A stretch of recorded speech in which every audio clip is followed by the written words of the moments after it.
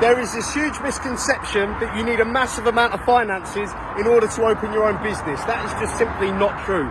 Come on, Aaron, I'm going to need a good 100 grand to open a gym. No, you don't. I'm going to need to get a loan from a bank in order to open my own tattoo shop, barber shop. No, you don't. Aaron, why you got your car in the background? Again, showing off. What I'm saying is, I never started off with a McLaren. I started off with a building that looked like that. So how did I open my first gym with fuck all? Well, what I did is I spent a year to 2 years saving equipment.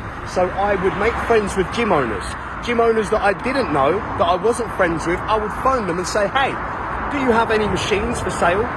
They would be like, yeah, I've got a spare cable crossovers we're getting rid of. Come and pick them up this weekend. You can have them for 300 quid. I've got an arm curl machine you can have for 150 quid. I've got a bench here for £100.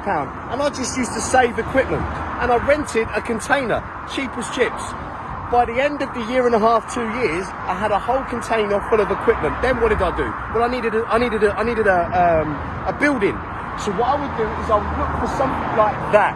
Now that looks like dog shit to the average person walking by. For me, I'll see an opportunity. Okay?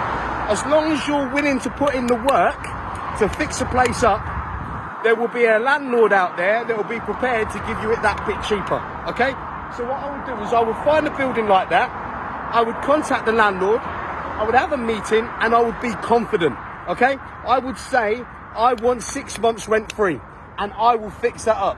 He ain't gonna go for 6 months, but he will negotiate with you down to 3 months. That's now 3 months from what you started with. Now you've got 3 months free rent, 3 months to get that business working, okay? Let's say you're a barber.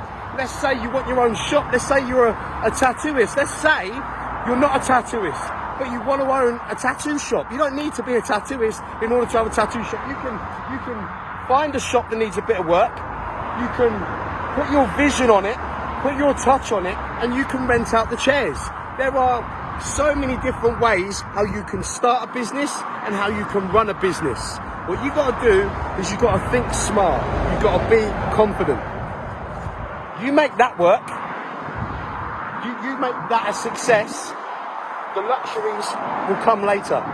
But you have to be prepared to put in the work first. You've got to be prepared to do what others aren't.